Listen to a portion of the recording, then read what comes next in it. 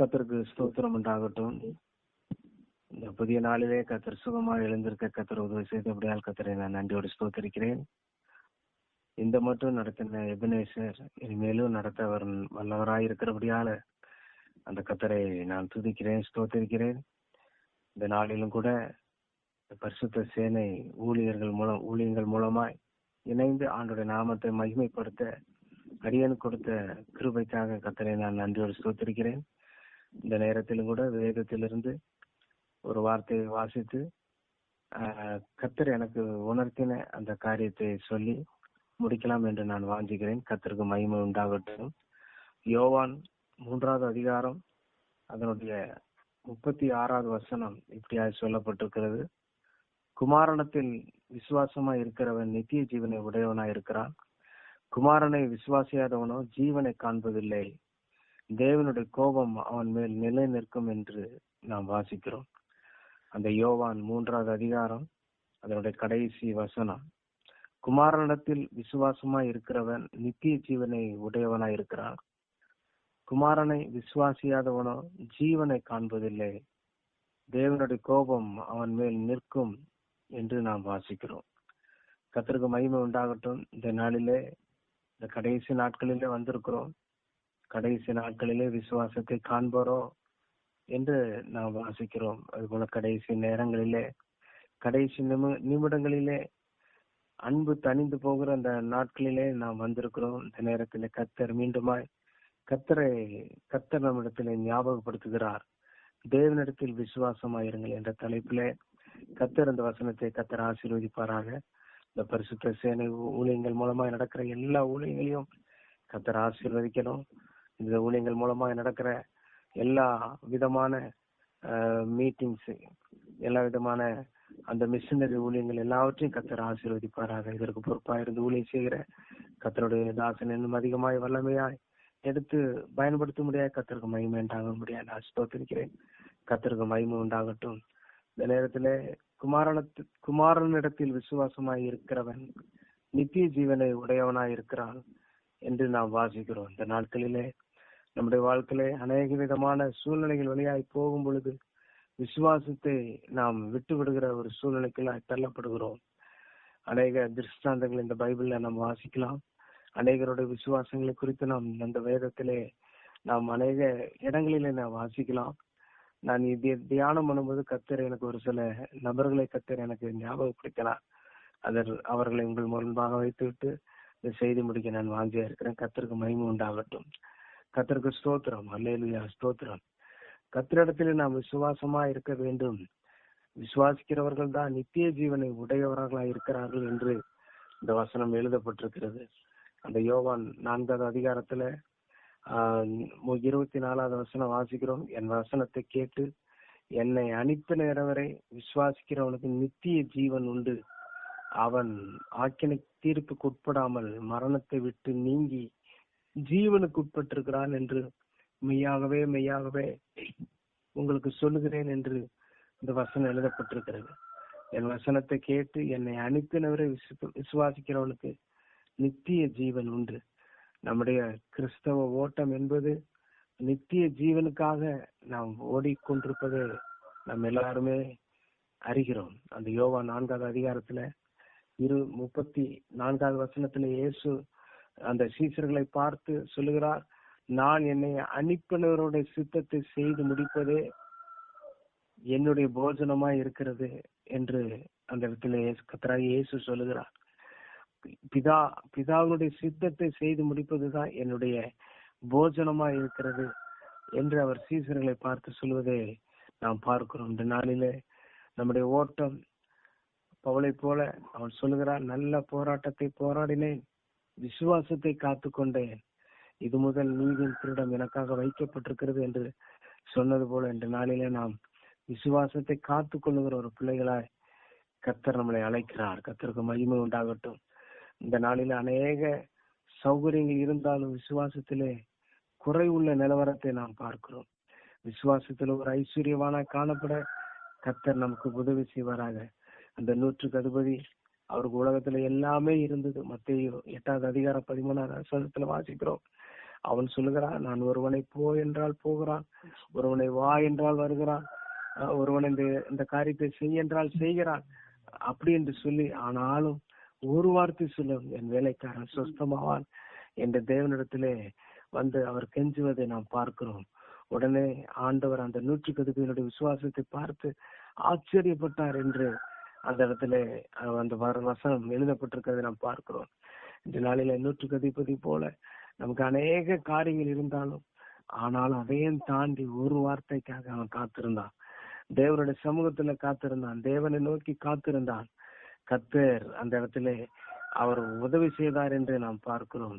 இந்த நாளிலே நம்முடைய எல்லா காரியங்களிலும், எல்லா வேலைகளிலும், எல்லா ஊழியங்களிலும் அந்த விசுவாசத்தை நாம் கட்டி எழுப்ப கர்த்தர் நமக்கு உதவி செய்வாராக. விசுவாசிக்கிறவன் பதறான் என்று நாம் வாசிக்கிறோம். விசுவாசம் என்பது நித்திய ஜீவனை உடையவனா இருக்கிறான். விசுவாசம் இல்லாவிட்டால் அவன் மேல் தேவனுடைய கோபம் இருக்கிறது என்று நாம் வாசிக்கிறோம். விசுவாசியாதவனோ ஜீவனை காண்பதில்லை என்று நாம் வாசிக்கிறோம். அந்த வசனத்தை வாசித்த பொழுது உண்மையாகவே நானும் கூட அநேக காரியங்களில நான் விசுவாசத்தில் குறைவுபட்டவனாக தான் காணப்படுகிறேன். இந்த காலையில, இந்த புதிய நாளிலே கர்த்தர் நம்முடைய வாழ்க்கையில விசுவாசத்தை அவர் கட்டி எழுப்ப அவர் நமக்கு உதவி செய்வாராக. கர்த்தருக்கு ஸ்தோத்திரம், அல்லேலூயா.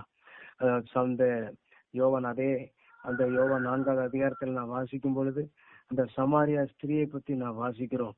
அந்த இடத்துல இயேசு வந்து தாகத்திற்காக அந்த யாக்கோபினுடைய கிணற்றண்டையில வந்து நிற்கிறார். அந்த நேரத்துல சமாரியா ஸ்திரீ வந்து தண்ணீர் மொண்டு கொள்ள அவர் வரும் பொழுது அவளோடு பேசுவதை நாம் பார்க்கிறோம். அப்பொழுது அவள் தண்ணீர் கேட்கிறார். அப்ப அந்த சமாரியா ஸ்திரீ சொல்லுகிறார், நீ யூதனா இருக்கிற, எப்படி சமாரியார் இடத்துல நீ தண்ணீர் கேட்கலாம் என்று அவள் கேட்கிறாள். அப்பொழுது இயேசு அவரிடத்தில் பேசுவதை நாம் பார்க்கிறோம். அந்த 4வது அதிகாரம் 10வது வசனத்துல, தேவனுடைய ஈவையும் தாகத்துக்கு தா என்று உன்னிடத்தில் கேட்கிறவர் இன்னார் என்பதை நீ அறிந்தாயானால் நீயே அவரிடத்தில் கேட்டிருப்பாய் என்று கர்த்தர் சொல்லுகிறார். ஜீவத்தை நீரை நீ கேட்டிருப்பாய் என்று அவர் சொன்ன உடனே அவளுடைய கண் திறக்கப்பட்டது. உடனே ஆண்டவரே என்று அடுத்த வசனத்திலே அவள் கர்த்தரை பார்த்து அறிக்கை பண்ணுவதை நாம் பார்க்கிறோம்.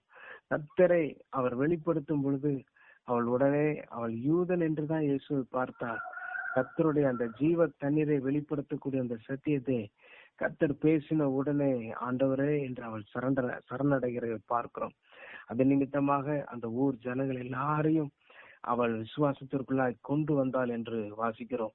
அந்த 4வது அதிகாரம் 39வது வசனத்துல அவள் சொன்ன சாட்சியின் நிமித்தம் அந்த ஊரில் உள்ள சமாரியர் அநேகர் அவர் மேல் விசுவாசம் உள்ளவர்களாய் மாறினார்கள். இந்த நாளில நாமும் சாதாரண நபர்களா இருக்கலாம். அந்த சமாரியா ஸ்திரீ அநேக பாவங்கள் செய்த ஒரு பெண்ணா இருந்தாலும் அந்த இடத்துல கர்த்தருடைய வார்த்தையை விசுவாசித்த பொழுது அவள் நிமித்தமாக அந்த சமாரியாவில் அநேகர் அவர் கர்த்தராகிய இயேசு மேல் விசுவாசம் உள்ளவர்களாய் மாறினார்கள் என்று வாசிக்கிறோம். இந்த சம்பவம் இந்த பைபிள் எழுதப்பட்டிருக்கிறது. அந்த ஸ்திரீயை பற்றி பைபிள்ல எழுதப்பட்டிருக்கிறது. இது போலதான் நமக்குள்ளேயும் கர்த்தர் நம்முடைய குடும்பத்திலேயும் சரி, நம்முடைய தனிப்பட்ட ஜீவியத்திலேயும் சரி, ஒரு அதைரியமான சூழ்நிலைகளை மாற்றி விசுவாசத்திற்காக நாம் போராட நாம் அழைக்கப்பட்டிருக்கிறோம். அல்லேலூயா, ஸ்தோத்திரம். அந்த 1 தீமோத்தேயு புஸ்தகத்துல நான் வாசிக்கிறோம். 1 தீமோத்தேயு புஸ்தகத்துல 6வது அதிகாரம் அதனுடைய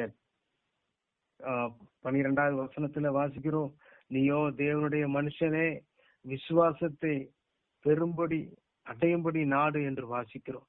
விசுவாசத்தின் நல்ல போராட்டத்தை போராடு, நித்திய ஜீவனை பற்றிக்கொள், அதற்காகவே நீ அழைக்கப்பட்டாய், அநேக சாட்சிகளுக்கு முன்பாக நல்ல அறிக்கை பண்ணு என்று இந்த இடத்தில் வாசிக்கிறோம். விசுவாசத்திற்காகவே நாம் அழைக்கப்பட்டிருக்கிறோம். நல்ல போராட்டத்தை போராடவே நாம் அழைக்கப்பட்டிருக்கிறோம்.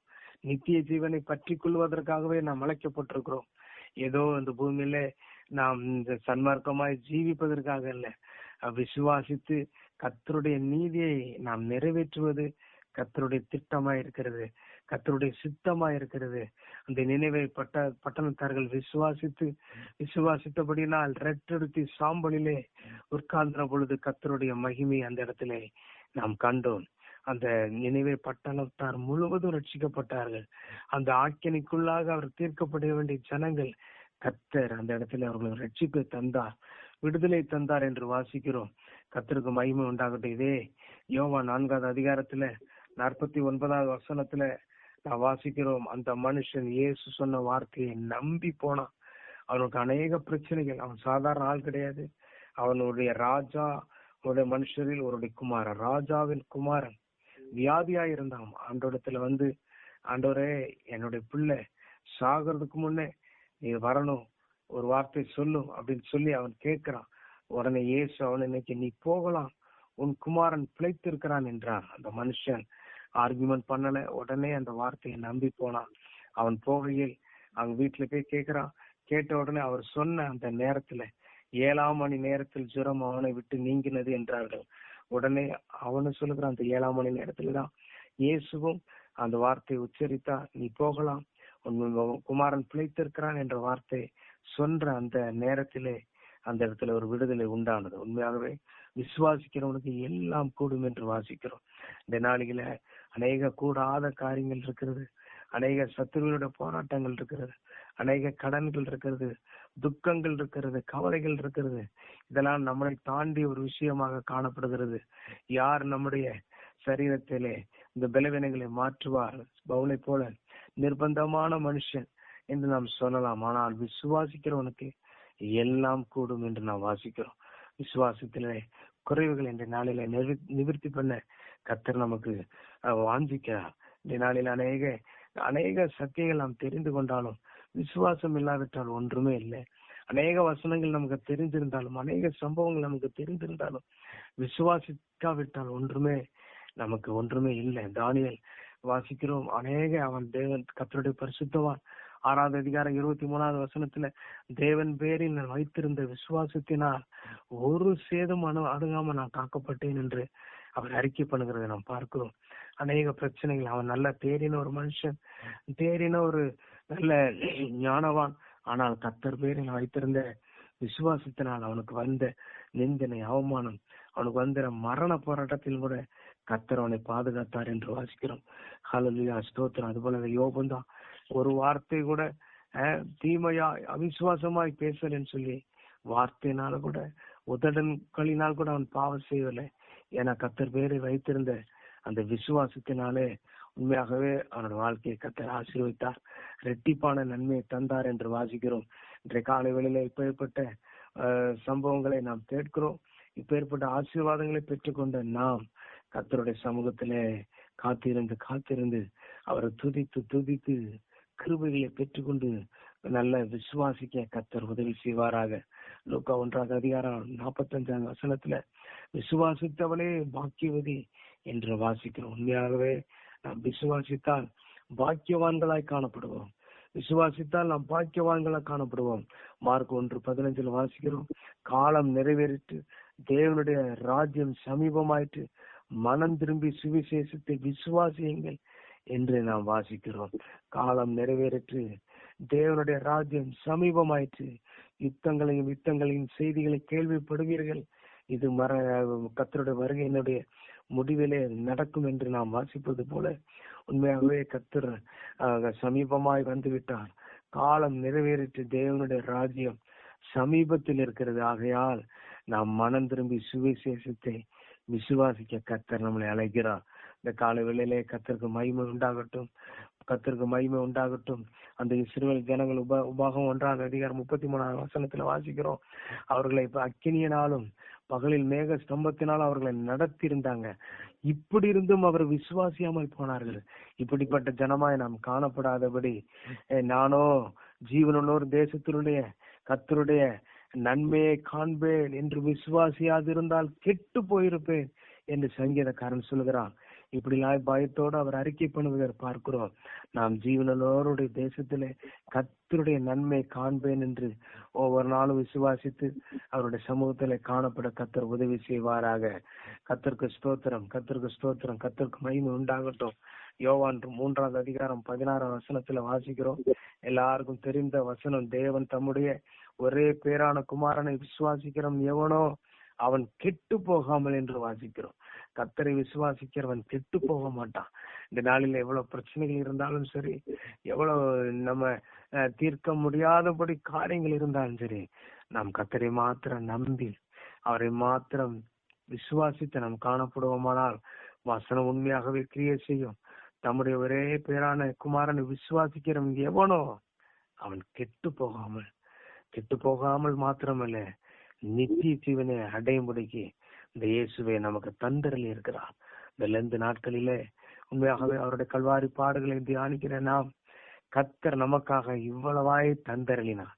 நாம் கெட்டு போகாமல் இருப்பதற்கு, நித்திய ஜீவனை அடையும்படிக்கு கர்த்தர் இவ்வளவாய் நம்மளை தந்தரலி இருக்கிறார். நாளிலே விசுவாசத்திலே வளரவும், எழுத்தின்படி அல்ல ஆவியிலே நாம் விசுவாசிக்கிறவர்களாய் காணப்படுவோம்.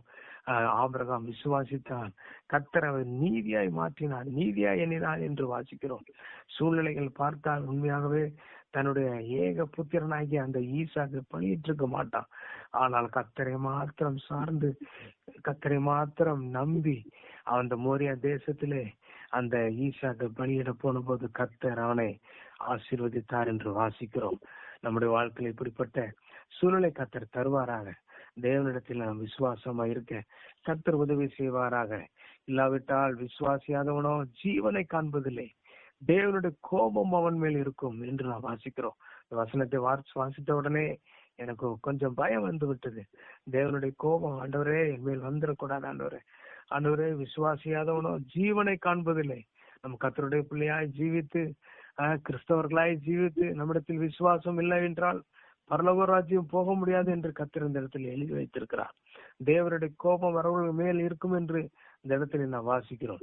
தேவனிடத்தில் விசுவாசத்தை நாம் அதிகரிக்க பண்ணுவோம். நம் சூழ்நிலைகளை மாற்றி அந்த இஸ்ரவேல் ஜனங்களைப் போல அநேக நன்மைகள் பெற்றும் அவர்கள் முன்னும் பின்னுமா கர்த்தர் அக்கினி ஸ்தம்பம் மேக ஸ்தம்பத்தினால அவர்களை காப்பாற்றி நடத்தியும் அவர்கள் விசுவாசியாமல் போனார்கள்.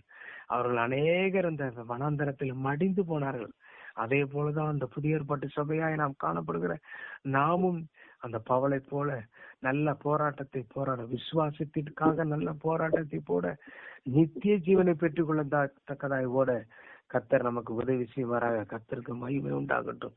தோமா ஆண்டவரோடு கூட இருந்தவன், ஆனாலும் அவன் சொல்றான், கர்த்தராய் இயேசு சொல்லுகிறார் அந்த யோவான் 20:29 நீ கண்டதினால் விசுவாசிக்கிறாய், ஆனால் காணாமல் விசுவாசிக்கிறவர்கள் பாக்கியவான்கள் என்று நாம் வாசிக்கிறோம். உண்மையாகவே கர்த்தரை காணாமல் விசுவாசிக்கிற நாம் பாக்கியவான்கள்.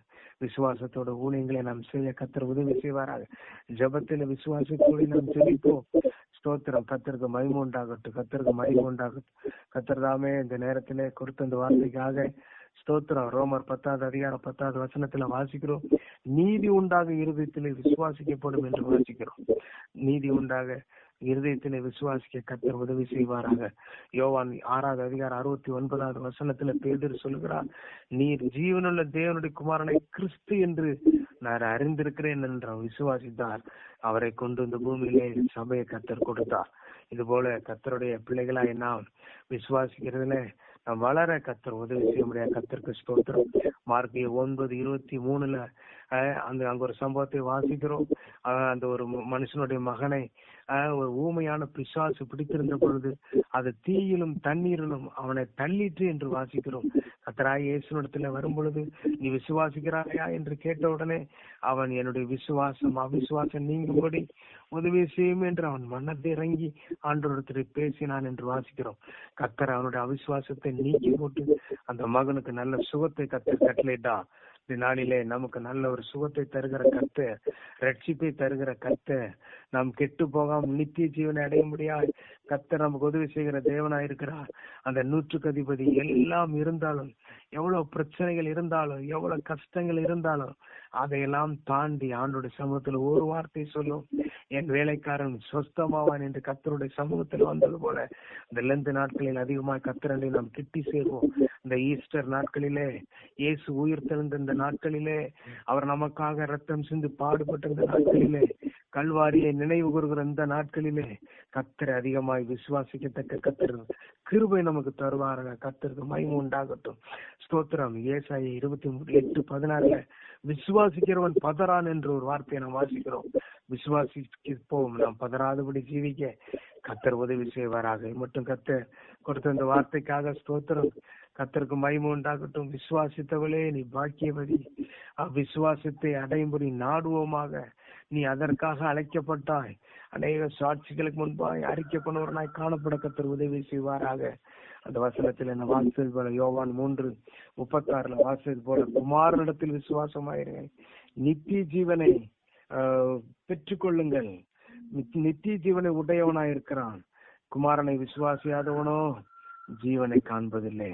அவன் மேல் தேவனுடைய கோபம் இருக்கும். இந்த காலை வேளையில இதை கேட்டுக்கொண்ட எல்லாருடைய வாழ்க்கையில இன்னொரு மடங்கு, இன்னொரு படி, இன்னொரு ஸ்டெப் விசுவாசத்தில் நாம் வளர கர்த்தர் உதவி செய்வாராக. அநேக திருஷ்டாந்தங்கள் வேதத்தில் எழுதப்பட்டிருக்கிறது. அதன்படி நடக்க கர்த்தர் உதவி செய்வாராக. எனக்கு கொடுத்த இந்த வாய்ப்புக்காக கர்த்தருக்கு ஸ்தோத்திரம். இந்த இடத்துல நானும் இந்த வசனத்தின்படி ஜீவிக்கவும் விசுவாசத்திலே வளரவும் கர்த்தர் எனக்கு உதவி செய்வாராக. இதை கேட்டுக்கொண்ட எல்லாருடைய வாழ்க்கையிலும் நாம் எதை செய்தாலும் அதற்கு கர்த்தருக்கென்றே நாம் செய்ய கர்த்தர் உதவி செய்வாராக. மனுஷன் முகத்தை பார்க்கிறான், கர்த்தரோ இருதயத்தை பார்க்கிறார். நம்முடைய இருதயத்தினுடைய ஆழத்தை அறிகிற தேவன். ஒருவன் குறைவுள்ளவனாயிருந்தால், ஞானத்தில் குறைவுள்ளவனாயிருந்தால் யாவருக்கும் சம்பூரணமாய் கொடுக்கிற தேவனிடத்தில் கேட்கிறவன்.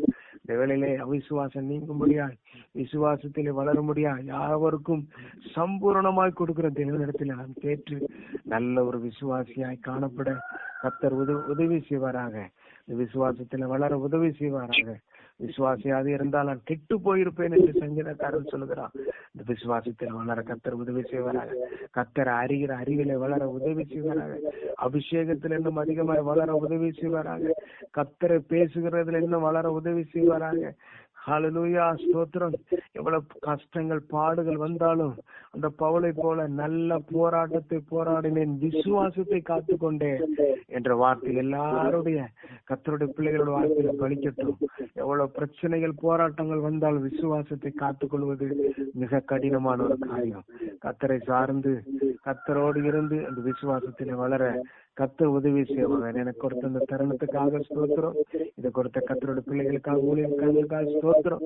இயேசுவின் நாமத்தினாலே ஜெபிக்கிறேன், கேட்டுக்கொள்கிறேன். கர்த்தருக்கு மகிமை உண்டாகட்டும். ஸ்தோத்திரம், ஸ்தோத்திரம். அல்லேலூயா, அல்லேலூயா.